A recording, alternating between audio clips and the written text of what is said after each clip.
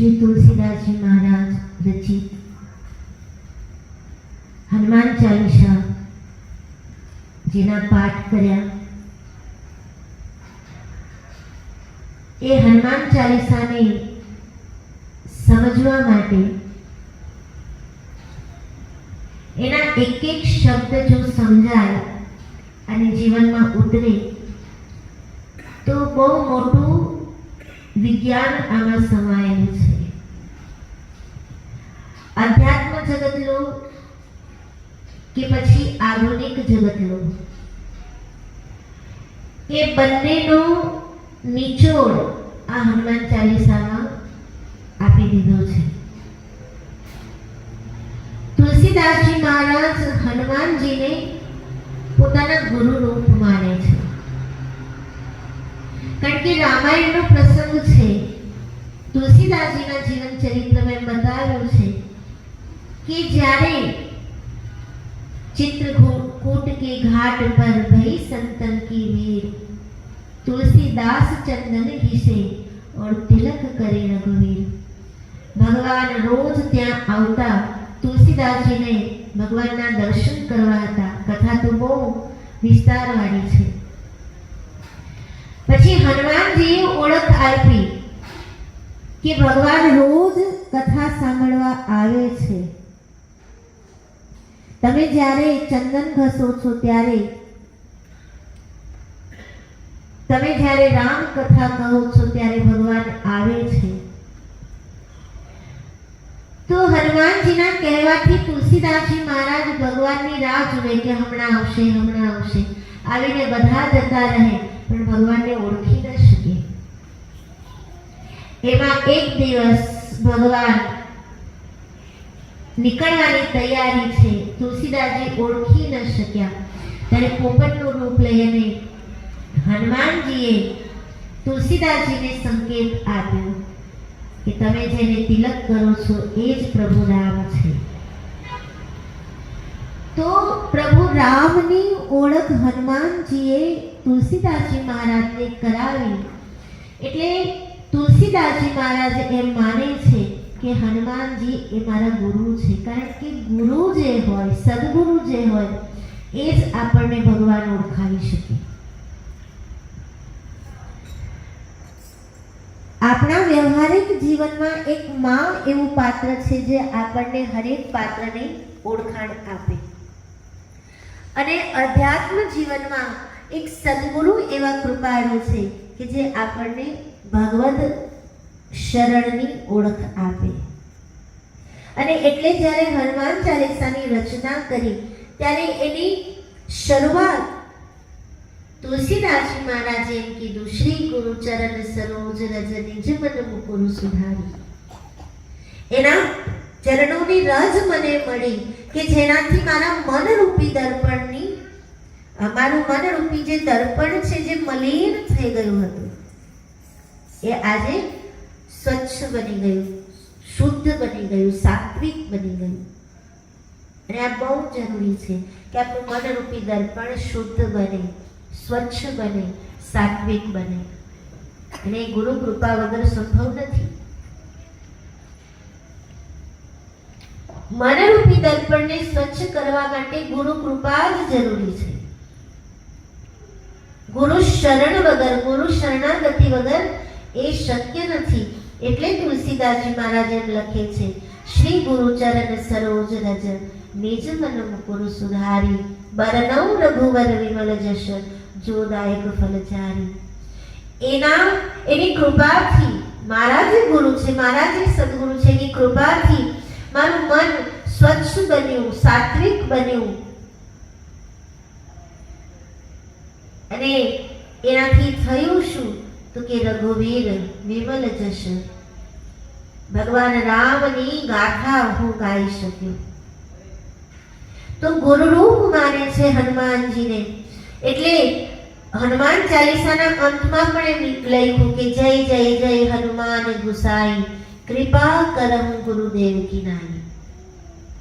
ભક્ત હોય ને એ ભગવાનને કહી શકે કે તમે મારી સાથે આવો વ્યવહાર કરો, તમે મારી સાથે આમ રહો। ભક્તિની એક સીમા, એક ચરમ સીમા આવી જાય, ભક્તિની એક ભૂમિકા આવી જાય, પછી ભક્ત ભગવાનને કહી શકે કે પ્રભુ તમે મારી સાથે આવો વ્યવહાર કરો ને.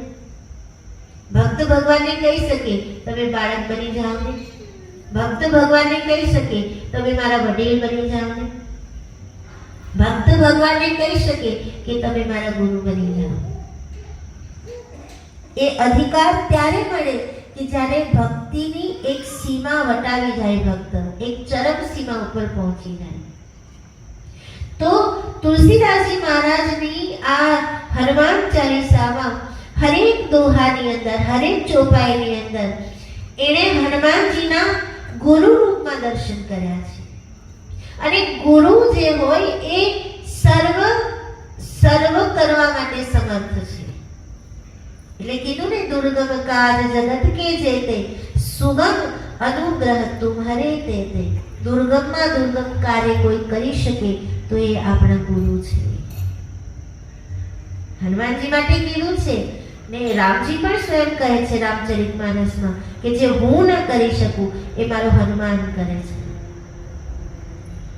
અને પ્રમાણ છે કે રામજીને જ્યારે સમુદ્ર ઓળંગવો હતો ત્યારે સેતુ નિર્માણ કરવો પડે, પણ હનુમાનજીને ઓળંગવો હતો તો એ તો ઉડીને પહોંચી ગયા.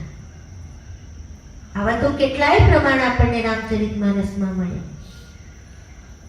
એટલે હનુમાન ચાલીસાની અંદર તુલસીદાસજી મહારાજનો દ્રષ્ટિકોણ એવો જ છે કે હનુમાનજી મારા ગુરુ છે, જેણે મને ગોવિંદની ઓળખાણ આપી. આપણે ત્યાં દોહો છે ને પ્રચલિત, ગુરુ ગોવિંદ દોનો ખડે કાકો લાગુ પાય, બલિહારી ગુરુ આપની जिन्होंने गोविंद दियो बताए. ગોવિંદ શું છે એની સમજ તો હનુમાનજીએ આપી છે. એટલે હનુમાનજી વિશે અહીંયા તુલસીદાસજી મહારાજ હરેક ચોપાઈમાં વિશેષ વર્ણન કરે છે. હનુમાનજી આવા છે, આવા છે, આવા છે. અને છેલ્લે કીધું કે જય જય જય હનુમાન ગોસાઈ, કૃપા કરહું ગુરુદેવ કિના. ગુરુદેવ જેમ કૃપા કરે, જેમ દયા કરે, એમ આપ મારા પર કૃપા કરો. મારા ગુરુ બનીને મારા ઉપર આપે કૃપા કરી કે જેથી મારું જીવન સફળ થઈ ગયું. હવે ગુરુ તો કૃપા કરે છે, આપણા જીવનમાં પરિવર્તન લાવે છે. એકવાર ગુરુનું શરણ મળી જાય પછી ગુરુના આશીર્વાદથી, સદગુરુની કૃપાથી આપણા જીવનમાં પરિવર્તન આવી જાય. પણ એ પરિવર્તનને ટકાવવા માટે શું કરવું, આ પ્રશ્ન છે. આપણે બદલાઈ ગયા. સંતવાણીમાં પણ કીધું, ગઝલકારોએ પણ કીધું, બદલાઈ હું ગયો છું તમને મળ્યા પછી, મારું મટી ગયો છું તમને મળ્યા પછી. મારું હતું શું નામ એ તો મને ખબર નથી, પણ મને ભૂલી ગયો છું તમને મળ્યા પછી. એટલે બદલાવ એ તો નિયમ છે, પણ એ બદલાવને ટકાવવા માટે શું કરવું? ગુરુ શરણ સુધી પહોંચી ગયા, જેમ તુલસીદાસજી મહારાજ હનુમાનજી સુધી પહોંચી ગયા અને હનુમાનજી દ્વારા એને ભગવાન રામજીને પ્રાપ્તિ થઈ. એ ગુરુ સુધી તો આપણે પહોંચી ગયા, પછી એને ટકાવવા માટે શું કરવું? એ શરણાગતિને, એ શરણાગત ભાવને ટકાવવા માટે શું કરવું? તો આપણા સંતોએ કીધું છે કે જે શરણમાં પહોંચ્યા છો એ શરણમાં વિશ્વાસ હોવો જોઈએ, સંપૂર્ણ વિશ્વાસ. તો જ શરણાગતિ ટકશે, અને શરણાગતિ ટકશે તો જ ભગવાન રામ સુધી પહોંચાશે. હમણાં જ અમે લોકો 22 તારીખે અયોધ્યા ગયા, તો અયોધ્યામાં આજ પણ ભલે રામ મંદિર બન્યું, ભવ્ય બન્યું, રામજીની મૂર્તિ પણ ભવ્ય છે, દિવ્ય છે, પણ આજ પણ અયોધ્યાનો નિયમ છે કે ભગવાન રામના દર્શન પહેલા હનુમાન ગઢીના એટલે કે હનુમાનજીના દર્શન કરવા પડે. આજ પણ નિયમ છે, કારણ કે અયોધ્યાના રાજા હનુમાનજી છે. જ્યારે ભગવાન રામે દેહ વિલય કર્યો હતો સરયુમાં, ત્યારે હનુમાનજીને અયોધ્યાના રાજા બનાવી અને અયોધ્યાનું અયોધ્યાની સુરક્ષા હનુમાનજીને સોંપી હતી. એટલે હનુમાનજી આજ પણ ટેકરા ઉપર, હનુમાનગઢી એટલે થોડુંક ટેકરા જેવું છે અને એના પર બિરાજે છે અને આખી અયોધ્યાની સુરક્ષા हनुमानजी करे थे. तो राम तक पहुंचने के लिए हनुमान जी के पास जाना जरूरी है. और यहाँ तुलसीदास जी महाराज हनुमान चालीसा में बताते हैं श्री गुरु चरण सरोज रज, यानी हनुमान जी गुरु रूप है. पर त्या टकवा माटे शू करवू? पहुंची तो गया, पण ए स्थान पर टकवा माटे शू करवू? तो संपूर्ण विश्वास होवो जोईए. હવે વિશ્વાસ કેવો હોય ગુરુ શરણમાં? તો રામકૃષ્ણ પરમહંસ અને સ્વામી વિવેકાનંદજી ટ્રેનમાં મુસાફરી કરવા માટે નીકળ્યા હતા. એક જગ્યાએથી બીજી જગ્યાએ જવું હતું ને ટ્રેનમાં જવાનું હતું એટલે સ્ટેશન પર આવ્યા. ટ્રેનને આવવાને હજુ થોડી વાર હતી. ટ્રેનના સમય પહેલા આ લોકો પહોંચી ગયા હતા અને ત્યારે સ્વામી વિવેકાનંદ હજુ વિવેકાનંદ બન્યા નહોતા, હજુ નરેન્દ્રના રૂપમાં જ હતા, હજુ એ વિવેકાનંદ નહોતા બન્યા. એટલે ટ્રેનને આવવાની વાર એટલે રામકૃષ્ણ પરમહંસે નરેન્દ્રને એમ કીધું કે નરેન્દ્ર, આલે આ પૈસા, જા ટિકિટ બારીએ જઈ ટિકિટ માસ્ટર પાસેથી તું પોસ્ટકાર્ડ લઈ આવ. સમય છે હજુ ટ્રેનને આવવાને, મારે લખવું છે, મારે અમુક જગ્યાએ પોસ્ટકાર્ડ પોસ્ટ કરવા છે, તું લઈ આવ. એટલે પોતાની જે કંઈ ઝોલી રાખતા એમાંથી પૈસા કાઢ્યા, નરેન્દ્ર વિવેકાનંદજીને આપ્યા અને કીધું જા સ્ટેશન માસ્ટર, આ ટિકિટ માસ્ટર હોય, ટિકિટ બારીએ જઈને પોસ્ટકાર્ડ લઈ આવ. હવે નરેન્દ્ર તો હાથમાં પૈસા લઈને ગયા ટિકિટ બારીએ. ટિકિટ બારીએ જઈ અને ટિકિટ માસ્ટર જે બારી ઉપર બેઠા હતા એને જઈને કીધું કે તમારી પાસે પોસ્ટકાર્ડ છે? તો પેલાને નવાઈ લાગી કે ભાઈ, હું રેલવે સ્ટેશનનો ટિકિટ માસ્ટર છું અને અહીંયા આ ખુરશી ઉપર ટિકિટ દેવા માટે બેઠો છું, ટ્રેનની મુસાફરીની, પોસ્ટકાર્ડ વેચવા નથી બેઠો. તો નરેન્દ્રએ કીધું કે નહીં ભાઈ, મને મારા ગુરુએ કીધું છે તમારી આગળ પોસ્ટકાર્ડ હોય તો મારે લેવા છે, મને આપો, મારા ગુરુની જરૂર છે. બહુ ચર્ચા થઈ. પેલો કે હું ટિકિટ આપવા વાળો છું, પોસ્ટકાર્ડ ક્યાંથી લાવું? નરેન્દ્ર કે નહીં, તમારે મારા ગુરુનો આદેશ છે એટલે તમારી પાસેથી મારે પોસ્ટકાર્ડ લેવાના છે.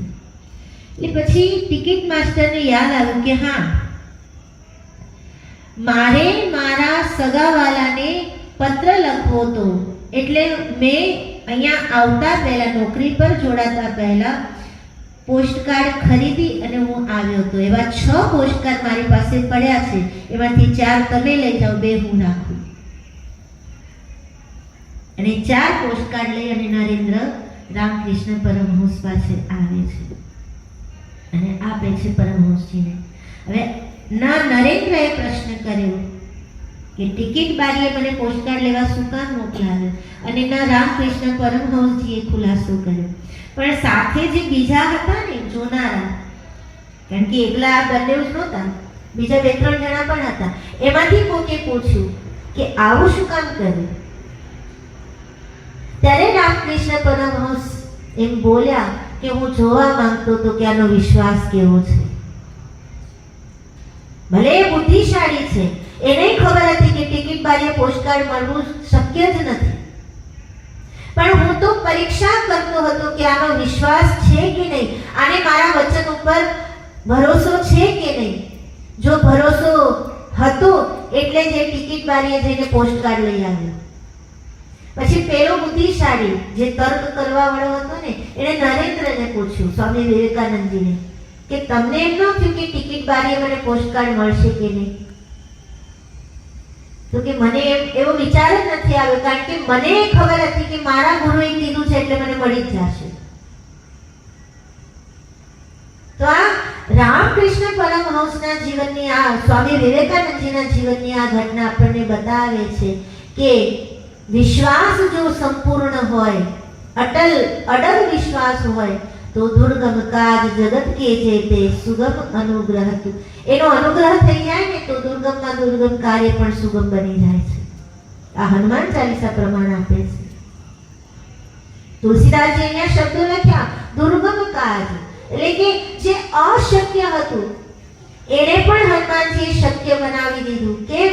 કારણ કે એ ગુરુ રૂપ છે અને ગુરુ સમર્થ છે, સર્વ સમર્થ છે.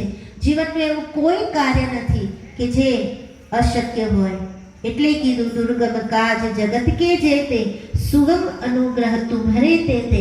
તમારો જો અનુગ્રહ થઈ જાય હે હનુમાનજી મહારાજ, હે ગુરુ મહારાજ, તમારી જો કૃપા થઈ જાય તો જીવનમાં કોઈ કાર્ય અશક્ય નથી, બધું શક્ય છે, બધું જ થઈ શકે છે.